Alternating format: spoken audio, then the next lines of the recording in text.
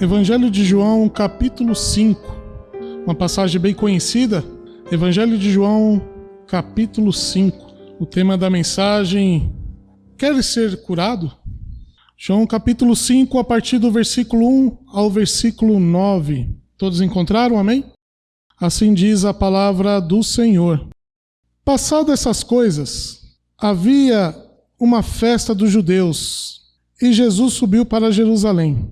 Ora, existe ali, junto à porta das ovelhas, um tanque chamado em hebraico Betesda, o qual tem 5 pavilhões.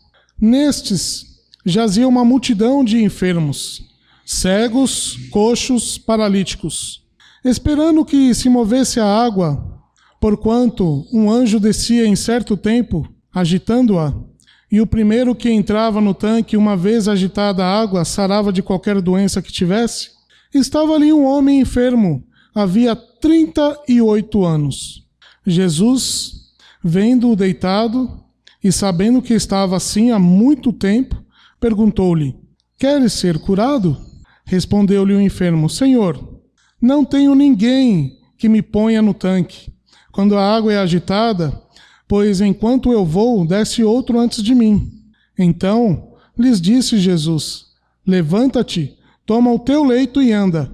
Imediatamente o homem se viu curado e, tomando o leito, pôs-se a andar, e aquele era dia de sábado. Oremos mais uma vez.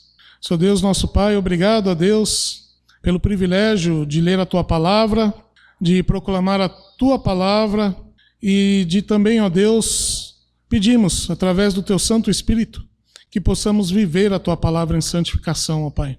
Ó Deus, nos abençoe nesta manhã. Ó Deus, purifique-nos através do Teu Santo Espírito, para que possamos, neste momento, ouvir, não só com os nossos ouvidos, ver, não só com os nossos olhos, mas que a Tua Palavra faça morada em nosso coração. Abençoe cada irmão aqui, ó Deus, cada família representada, para que possa, ó Deus, neste momento, colocar em prática também a Tua Palavra.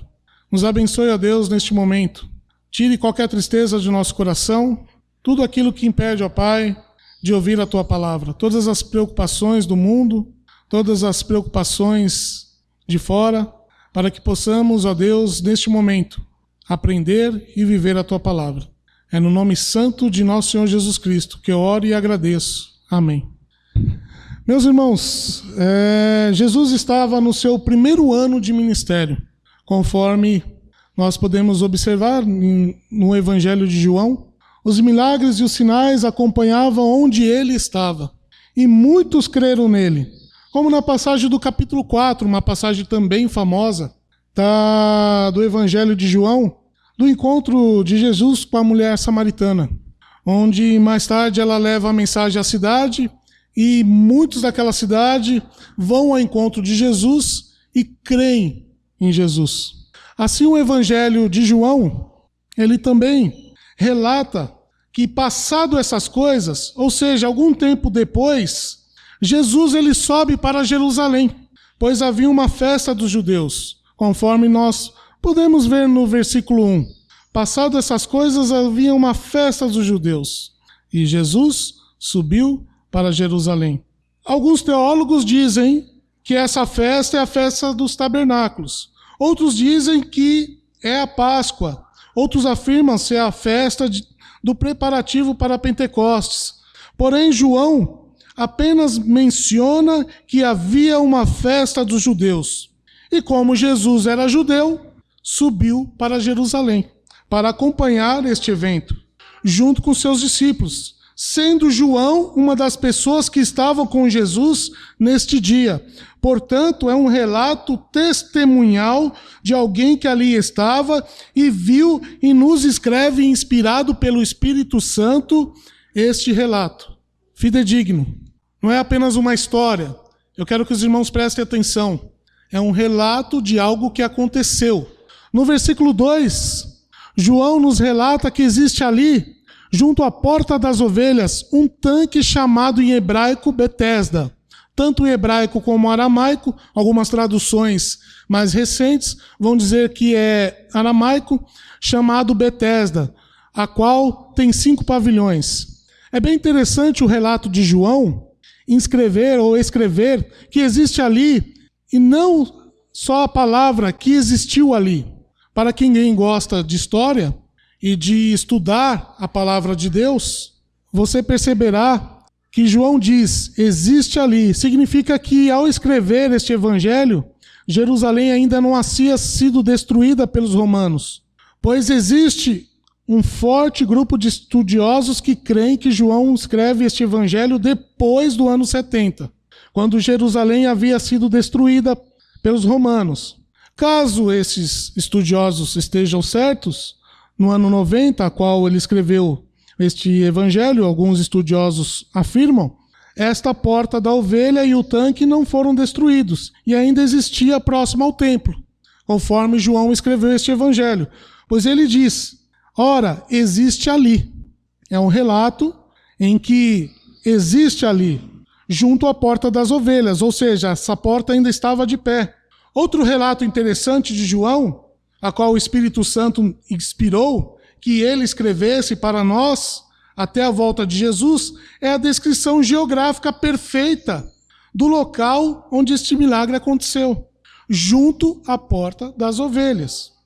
Local conhecido, onde havia uma porta onde passavam as ovelhas que seriam sacrificadas no templo, ali elas eram lavadas e limpas e seguiam o seu ritual para o templo para ali serem sacrificadas. E passavam por esta porta. Por isso que a porta é conhecida como porta das ovelhas. Em Neemias, capítulo 3, versículo 1, traz o relato que o sumo sacerdote, Eliasibe, se levantou com seus parentes sacerdotes e eles começaram um trabalho de reconstrução da porta das ovelhas. Então, neste lugar, existe ali um tanque, em hebraico ou aramaico, aqueles que preferem nas traduções mais modernas, chamado Betesda, a qual tem 5 pavilhões. O significado do nome Betesda é casa da graça ou casa de misericórdia. Era um enorme lugar a qual pôde se reunir uma multidão, pois havia ali 5 pavilhões. E é interessante que no versículo 3 vai dizer, nestes jazia uma multidão de enfermos, cegos, coxos e paralíticos. As pessoas enfermas, grande multidão de doentes e inválidos ali ficavam. Segundo o reformador Martinho Lutero, devido a uma crença helenística trazida ainda pelos gregos, que aquele local era um local que poderia ser milagroso, pois os gregos acreditavam que os tanques tinham poder não apenas de limpeza, mas também de cura, onde a presença de anjos no primeiro movimento da água, pudesse curar quem ali estivesse enfermo de qualquer enfermidade. Essa era uma crença popular que se adentrou ao meio dos judeus e interessante, na porta praticamente do templo.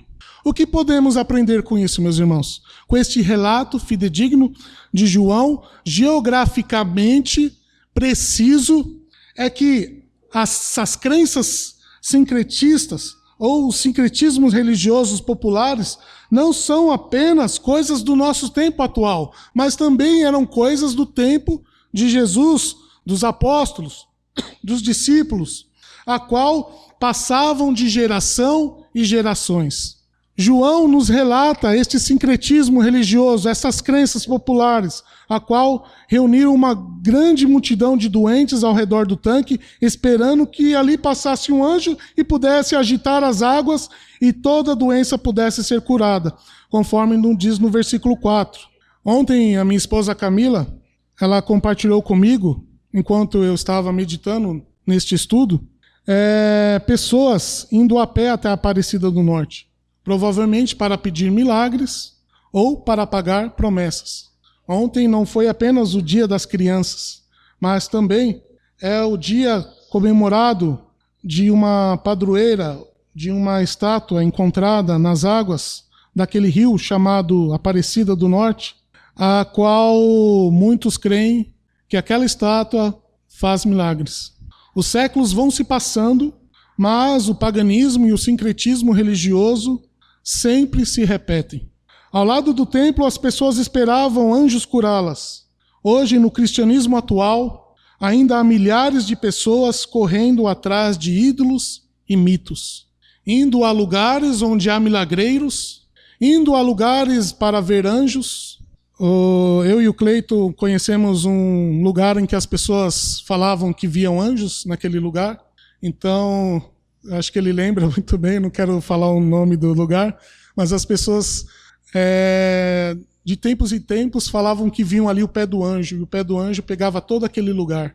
A gente sabia que ali era algo, muitas vezes, da cabeça daquelas pessoas, e o sincretismo religioso de outras matrizes religiosas faziam que as pessoas realmente criam naquilo. E elas esperavam que, de certo e certo tempo, o anjo pudesse aparecer ali de novo. Isso não é novidade. Nós podemos ver no texto bíblico, em que milhares de pessoas com problemas de saúde ali estavam, esperando o anjo agitar as águas para serem curadas. Os séculos passam, mas o paganismo e o sincretismo se repete, crendo muitas vezes em imagem de gesso, madeira, que podem curá-las.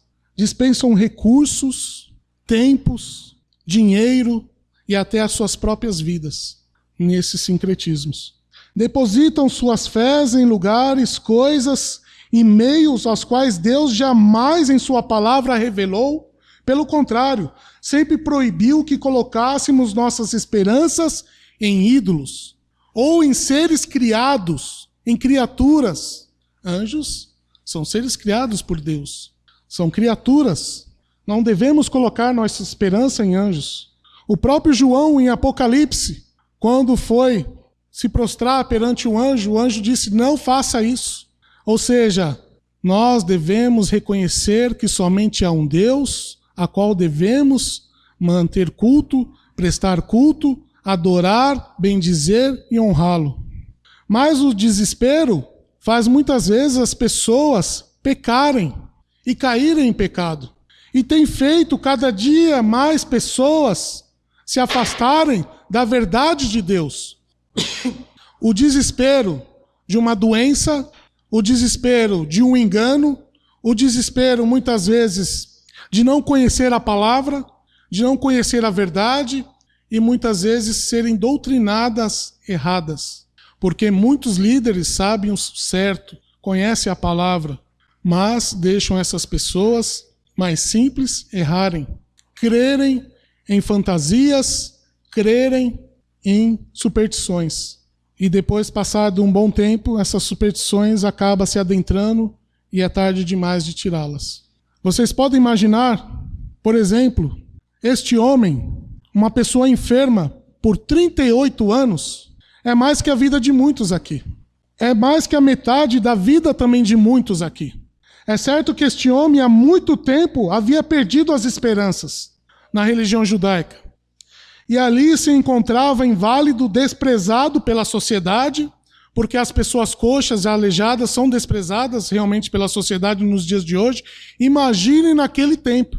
Era também desprezado pelos homens, muitas vezes até pelos seus parentes, por amigos, e ali se encontrava sozinho. Porém, no versículo 6, Jesus, vendo deitado e sabendo que estava assim há muito tempo, perguntou-lhes, queres ser curado? Parece-nos, à primeira vista, uma pergunta muito estranha. Quem, na situação deste homem, não gostaria de ser curado? Quem, numa situação de sofrimento por 38 anos, não gostaria de ser curado? Por acaso, será que aquele homem gostaria de estar ali deitado, ao lado do templo e ao lado do tanque, todos aqueles anos esperando ser curado?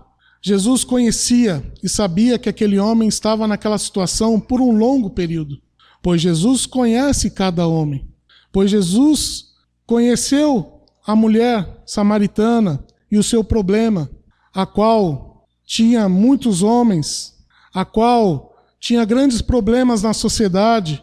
Jesus conhece cada pessoa, não só quando ele veio no seu ministério, mas principalmente hoje glorificado, ele conhece cada um de nós, cada jovem, cada idoso. Jesus nos conhece, conhece você e conhece eu, pois Jesus é Senhor, sua deidade está presente, como Deus na segunda pessoa da Trindade. Ele conhecia aquele homem, sabia que aquele homem estava há muito tempo naquela situação, pois João relata isso. Jesus vendo-o deitado e sabendo que estava assim há muito tempo. Jesus também não usaria palavras vãs. Jesus sabia que por tanto e tanto tempo aquele homem naquela situação enfermo, que as suas esperanças e a sua fé tinha minado. Sua doença tinha também atingido sua mente e seu coração, como tem atingido a mente de muitos e o coração de muitos que passam por sofrimento, falta de esperança e longe dos caminhos do Senhor. Ou aqueles que estão no caminho do Senhor, mas esquecem de se renovar dia após dia. E quando vêm os problemas, a sua mente e o seu coração deixa-se atingir por estes problemas. Há muitas pessoas assim nos nossos dias. Às vezes eu tenho que me policiar, porque às vezes, quando chega um problema, eu também fico assim. Quando o nosso Senhor diz, queres ser curado? Esta palavra ressoa e grita por séculos até chegar nos nossos dias atuais. Há muitas pessoas que estão inválidas fisicamente, mas também há muitas pessoas que estão inválidas espiritualmente. Estão doentes por muitos anos, por estarem longe da palavra de Deus, por estarem longe de uma comunhão com Deus. Estão travadas, estão paralisadas, ao lado de um tanque, como o de Betesda, esperando algum milagre, algo extraordinário acontecer. Talvez algum anjo agitar as águas de suas vidas, para que ela veja com seus próprios olhos carnais algo acontecer. Mas esquece que temos a palavra, temos o Espírito Santo dentro de nós, que vale muito mais do que qualquer coisa que os nossos olhos carnais possam ver. Há dezenas de pessoas que conheço, que vão e saem de igrejas, e ainda não ouviram Jesus dizer a elas, queres ser curado? Suas mentes e vidas estão longe do Salvador. Estão preocupadas com a situação da vida, estão preocupadas com as contas do amanhã, estão preocupadas com os afazeres, como Marta, no dia a dia. Estão preocupados com somente aquilo que cada dia aparece. Mas, meus irmãos, cada dia aparecerá contas, afazeres, problemas. Se nós colocarmos nossa esperança nessas coisas, ficaremos cada dia mais longe do nosso Salvador. E nossas mentes serão travadas, nossas vidas não sairão do lugar, ficaremos 38 anos ao lado de um tanque, esperando o anjo mexer as águas. Devemos dar um passo à frente na nossa fé. Devemos clamar a Deus, devemos confiar em Deus. Devemos, nós mesmos, se possível, agitar as águas de nossas vidas e procurar o Senhor. E dizer, Senhor, eu quero ser curado. Versículo 7. Senhor, não tenho ninguém que me ponha, foi a resposta desse senhor, que há 38 anos estava inválido. Senhor, não tenho ninguém que me ponha no tanque quando a água é agitada, pois enquanto eu vou, desce outro antes de mim. Às vezes nós colocamos as desculpas no outro. Ele está mais preparado que eu. Por que sempre escolhe outro? Por que ele chega sempre na frente que eu? E às vezes nos falta a atitude de sabermos que Deus está do nosso lado, que Deus está caminhando conosco, que estamos passo a passo com Deus. E se possível, como Moisés disse antes da música a qual nós cantamos, às vezes, se necessário, Ele nos carrega no colo, mas Ele está conosco. Você conhece alguém como este homem, que sempre coloca a culpa nas situações ou nas pessoas? Ou será que muitas vezes nós mesmos não somos como este homem, quando os problemas chegam até nós? Bom, se sairmos e perguntarmos às pessoas se elas gostariam de ser salvas do inferno, é certo que a maioria delas responderiam que sim. Se você perguntar por alguém que está doente, em um hospital, em tratamento de câncer, você quer ser curado? É claro que ela vai dizer que sim. Se você perguntar para um ladrão que está preso há muito tempo na cadeia, você quer ser solto? É claro que ele vai dizer que sim. Se você perguntar para um culpado por um crime se ele gostaria de ser perdoado, ele certamente diria que sim. Mas só gostaria não é o suficiente, meus irmãos. É necessário mudança de vida. É necessário não apenas gostar de ser perdoado, gostar de ser curado, mas também é gostar de não fazer mais as coisas velhas que fazíamos. Muitas vezes só ouvimos, mas não colocamos em prática o que a palavra de Deus diz para colocarmos em prática. Se nós não mudarmos as nossas atitudes, cremos em muitas coisas, só bênçãos, só milagres, mas será que queremos mudar a nossa vida quando esses milagres chegam? Porque os milagres de Deus se renovam a cada dia quando nós acordamos, quando nós olhamos o sol ou a chuva, e há uma nova oportunidade, um novo dia para nós. Há o Senhor conosco, porque Ele nos deu uma nova oportunidade para mudarmos as nossas situações e caminharmos com Ele. É difícil pensarmos nisso. É difícil quando estamos passando por uma tempestade, um marinheiro em alto mar, quando as ondas batem no navio, o navio é chacoalhado de lá para cá, quando muitas vezes não temos o dinheiro nem para comprar o pão e nosso estômago muitas vezes dói de fome. É difícil nessa hora pensar, mas o Senhor sempre está conosco. Há muitas pessoas que foram para a Aparecida atrás de milagres, mas será que elas queriam mudança de vida? Há muitas pessoas buscando consultas de espíritos, criaturas, anjos caídos, mas será que elas querem mudança de vida? Uma pergunta que nós devemos fazer: queremos ser realmente curados? O que está nos paralisando? O que faz nós sermos crentes paralisados ou pessoas que ainda não tomaram uma decisão ao lado do seu Senhor e Salvador? Você tem ouvido dizer: queres ser curado? Sua vida espiritual está paralisada, você vive como um coxo, sem mudança de vida, estagnado. Pouco importa a vida, pouco importa eu orar, ler a palavra, viver em santificação. Pouco importa eu falar com Deus, eu abrir a Bíblia. Será que nós não estamos vivendo como este homem, como um coxo, esperando algo de extraordinário acontecer? Você já esteve preocupado com a sua salvação? Ou só esteve preocupado no início da sua conversão? Como anda a sua vida em santificação ao Senhor? Será que você tem aberto a Bíblia todos os dias para lê-la? Você tem falado com Deus todos os dias? Ou você ainda está esperando um anjo agitar as águas para que algo aconteça em sua vida? Meus irmãos, não devemos andar paralisados, devemos buscar o Senhor dia após dia, momento após momento. E temos algo fantástico que muitas pessoas ainda não conhecem, que é os meios para isso.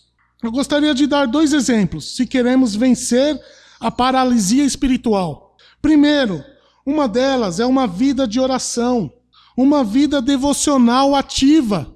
Queres ser curado? Coloque a oração como prática diária em sua vida. Fale com Deus todos os dias, todos os momentos. Nem que for para ficar bravo. Senhor, eu não aguento essa situação. Coloque nas mãos dele. Um momento de agradecimento. Senhor, obrigado por mais um dia, por não ter faltado nada nas minhas panelas, nos meus armários, na minha geladeira. Senhor, lembra-se daqueles que ainda não têm. Senhor, obrigado por ter passado este dia e eu não ter sentido nenhuma dor. Senhor, obrigado por ter guardado a minha vida. E a noite já vem, e amanhã será um novo dia. Tenha uma vida diária de oração. Busque a Deus. Fale com Ele. Ele é um Pai que está a todo momento querendo lhe ouvir. E tenha também, meus irmãos, uma vida devocional. Ou seja, ouça a Deus falar com você. Deus não vai falar com você de forma extraordinária. Enviará uma mula de Balaão novamente para falar com você. Deus não usará pássaros para falar com você. Deus não enviará anjos para falar com você. Deus não vai interromper o seu sonho para te dar um sonho extraordinário e falar com você. Nós hoje, meus irmãos, temos a palavra de Deus em nossas mãos. Abra a Bíblia, viva a Bíblia. Ouça a voz audível de Deus quando você ler a Bíblia, ela falando com você. Busque ouvir a Deus, lendo a sua palavra. Segundo passo para que você não tenha uma vida espiritual paralisada. Aceite Jesus. Aceitar é praticar isso como seu Senhor, como o Senhor da sua vida. Não apenas por palavras, mas por ações e práticas, dia após dia. Aceite Ele como o Senhor da sua vida. Se você está nervoso, ore. Busque na palavra de Deus. Se você está impaciente, busque na palavra de Deus paciência. Se você está esperançoso ou te falta esperança, busque na palavra de Deus esta esperança. Ele vai falar contigo. Não deixe a Bíblia fechada em sua casa, em seu armário ou em sua gaveta, criando pó. A Bíblia não foi para criar pó, não foi para deixar guardada. Muitas pessoas foram usadas por Deus através do Espírito Santo para que hoje você tivesse a palavra de Deus em suas mãos e o privilégio de ouvir a palavra de Deus. Ao abrir a Bíblia e ler a palavra, estudar, meditar na palavra. Aceite Jesus como Senhor da sua vida. Jovem, aceite Jesus como Senhor da sua vida. Mulher, aceite Jesus como Senhor da sua vida, não apenas como seu Salvador, mas como Senhor da sua vida. Homem, aceite Jesus como Senhor da sua vida. Não espere 38 anos de uma vida paralisada. Vá a Jesus agora, entregue sua vida agora a Ele. Diga, Senhor, você é o meu Senhor. Não espere 38 anos ao lado de um tanque, esperando um anjo mudar algo na sua vida. Você tem Deus dentro de você através do Espírito Santo. Aceite como Senhor. Você já o aceitou como Salvador no momento que você creu, mas agora coloque em prática Ele como Senhor da sua vida. Deixe Ele tomar o rumo do timão do seu barco.